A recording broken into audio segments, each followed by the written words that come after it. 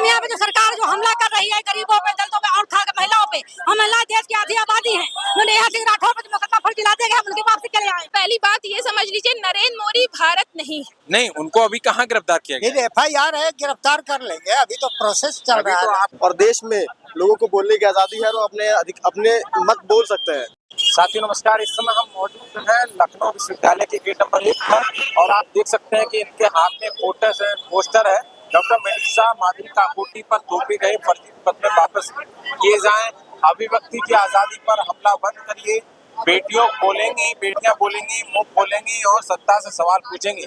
ये आयशा एपवा और RYA ये तमाम संगठन है और यहाँ पे विरोध प्रदर्शन कर रहे हैं। हम उनसे बात करेंगे, देखिए हमसे बात करेंगे और जानेंगे कि क्या मामला है।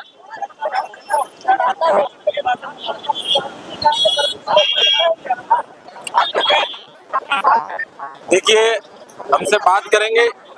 हम लोग को आगे बढ़ने नहीं दे रही पुलिस प्रशासन है, इन पे जो भी दबाव है सरकार का, उसके तहत हम लोग को आगे बढ़ने नहीं दे रहा। हम लोग को मास्क निकलने से इसलिए विरोध प्रदर्शन कर रहे हैं। हम लोग का प्रोटेस्ट माधुरी मैम और नेहा राठौर के समर्थन में है कि उन्होंने जो भी कहा वो बिल्कुल गलत नहीं है और देश में लोगों को बोलने की आजादी है, वो अपने मत बोल सकते हैं, लेकिन हम लोग को रोका जा रहा है। देखिए पुलिस जिस तरीके से इनको भर रही है, वर्कर पुलिस में भरने का प्रयास कर रही है, वैन में इनको ले जा रही है। जी किस लिए आई है यहाँ पर? हम यहाँ पे जो सरकार जो हमला कर रही है गरीबों पे, दलितों पे और खास महिलाओं पे, हम महिला देश की आधी आबादी है। उन्होंने यहाँ से राठौर पे मुकदमा फर्जी दिला देगा, हम उनके वापसी के लिए आए। देखिए इनको पुलिस वैन में जो है अंदर बैठा लिया गया है। देखिए पुलिस के द्वारा अंदर बैठाने का प्रयास किया जा रहा है। देखिए हम इनसे बात करेंगे। कहाँ जा रहे हैं? हम लोग लोकतंत्र बचाने आए थे और लोकतंत्र बचाने जा रहे हैं।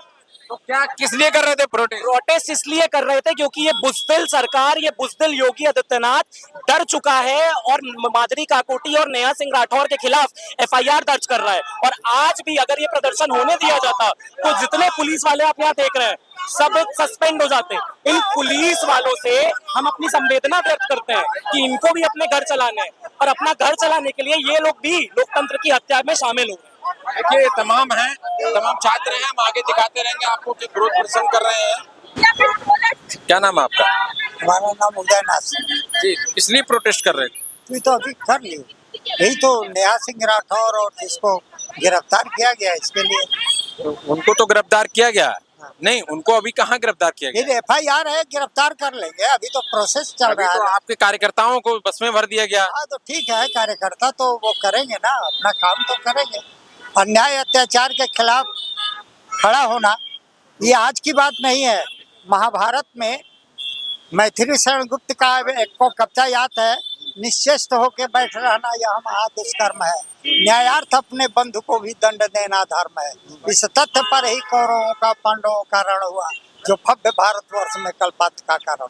अन्याय और अत्याचार प्रशासन में बैठे हुए लोग करते हैं। दुर्योधन भी किया, कंस भी किया, रावण भी किया, ये सारे लोग किए और इनके खिलाफ युद्ध लड़ा गया। तो ये अभी ये गलत कर रहा है।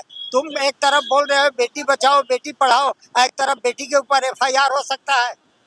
लोग तो कह रहे हैं कि इन्होंने देश के साथ गद्दारी की है। अरे वो जो बोल रहा है वो गलत बोल रहा है ना, बोल रहे हैं नरेंद्र मोदी के खिलाफ लिखा है। अरे वो जो बोल रहा है गलत बोल रहा है। क्षमा बड़न को चाहिए, छोटन को उत्पात, क्या रही हरि को घटो जो भृगु मारी लात। आपने सुना है भृगु ने विष्णु को लात मारी, विष्णु चाहता तो 1 मिनट में खाक कर देता, लेकिन वो जानता था कि यह सृष्टि का नियम है, हम गलत किया, हमको लात खाना है। अच्छा जी मैम, क्या नाम है आपका? मेरा नाम डॉक्टर आरती है और मैं अखिल भारतीय अग्रगामी महिला समिति की प्रदेश अध्यक्ष। तो किस लिए प्रोटेस्ट कर रहे हैं? यहाँ पे प्रोटेस्ट के 2 मुद्दे थे हमारे। एक तो जो अभिव्यक्ति की स्वतंत्रता का हनन किया जा रहा है, दूसरा महिलाओं को लेकर के जिस तरह से ट्रोलिंग हो रही है उसके खिलाफ है कि कोई एक ग्रुप आकर के पहले तो हमें माँ बहन की गालियां, बलात्कार की, मर्डर की धमकियां देता है और वही ग्रुप बेशर्मी से जाके पुलिस से कहता है कि हमें जो है हम पे FIR की जाए और दबाव बना के पुलिस पे कहा जाता है कि इन पे FIR की जाए। तो ये निहायती बेतुका और बहुत ही महिला विरोधी तरीका है। इसमें सरकारों को सोचना चाहिए क्योंकि महिलाओं की सुरक्षा की जिम्मेदारी सरकारों की होती है और पूर्णतः जिम्मेदारी सरकार की है। आज भारत में महिलाएं कितनी सुरक्षित है, उत्तर प्रदेश में कितनी सुरक्षित है।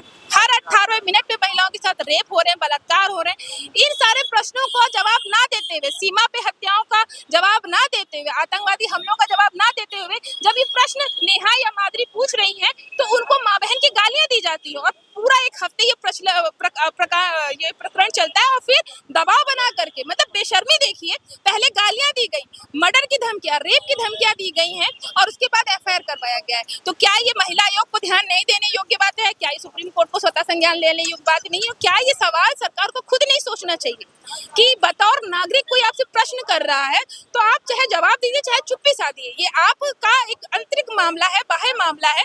लेकिन इस तरह के प्रश्नों को अगर आप इस तरह से अभिव्यक्ति को कुचलेंगे तो ये पूरी तानाशाही है। ब्रिटिश हुकूमत जैसे करती थी हमारे क्रांतिकारियों के साथ, वही रवैया बिल्कुल सेम टू सेम आज भारत का। लोगों का कहना था कि नरेंद्र मोदी के खिलाफ लिखा है, सत्ता के खिलाफ लिखा है, तो वो देशद्रोह है। पहली बात ये समझ लीजिए, नरेंद्र मोदी भारत नहीं है। नरेंद्र मोदी स्वतंत्र भारत के प्रधानमंत्री हैं, लोकतंत्र में चुने गए प्रधानमंत्री हैं और लोकतंत्र में 1.5 अरब की जनसंख्या में एक हाशिए का भी व्यक्ति उठ के आपसे प्रश्न कर सकता है।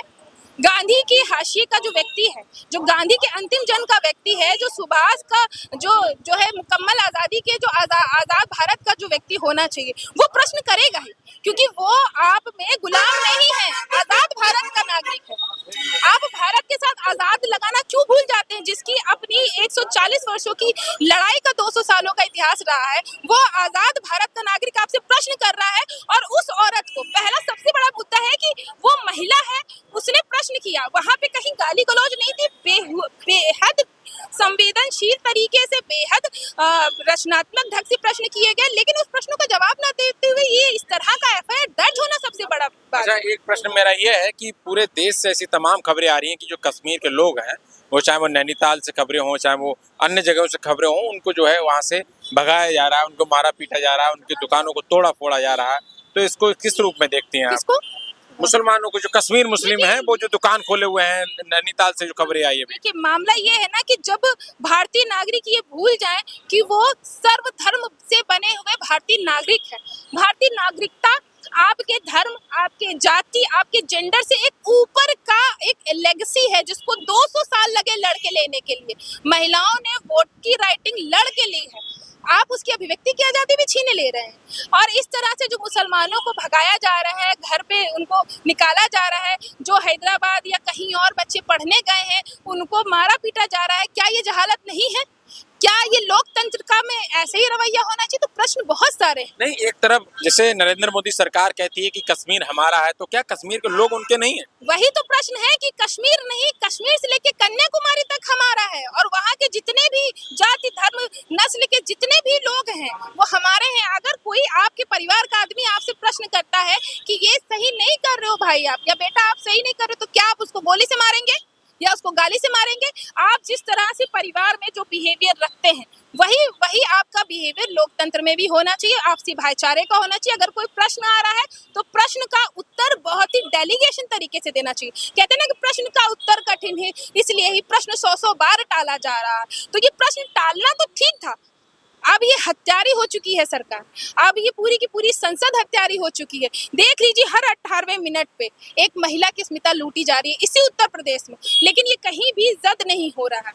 महिलाओं की ट्रोलिंग क्या आपको नहीं पता है ये अपराध है? महिलाओं को गाली देना आपको नहीं पता है क्या अपराध है? साइबर बुलिंग, साइबर क्राइम आपको नहीं पता अपराध है? महिलाओं के विरुद्ध जो विशाखा गाइडलाइन बनी है आपको नहीं पता है? लेकिन बावजूद ये, अगर ये एफआईआर हुई है, ये अपराधियों के हौसले को बुलंद कर रही है, इस वजह से ये एफआईआर तो तुरंत कैंसिल होनी है। ठीक है, देखिए, हम इससे बात कर रहे थे, ये तमाम संगठन के लोग थे, यहाँ मौजूद थे लखनऊ यूनिवर्सिटी के गेट नंबर 1 पर।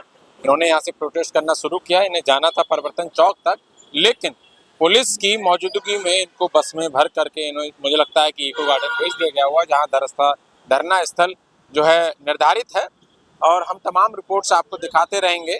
देखिए, ये मामला पूरा ये था, डॉक्टर मेडुसा के खिलाफ जिस तरीके से एफआईआर दर्ज की गई है, और जो लोक गायिका हैं नेहा सिंह राठौर, उनके खिलाफ भी जो है एफआईआर दर्ज की गई है, मुकदमा लगा दिया गया है। तो उसके खिलाफ इस मुकदमे को हटाने के लिए, एफआईआर वापस लेने के लिए लोगों का प्रोटेस्ट था। ये रिपोर्ट हमारी कैसी लगी, कमेंट बॉक्स के माध्यम से अपनी प्रतिक्रिया अवश्य दें। शुक्रिया।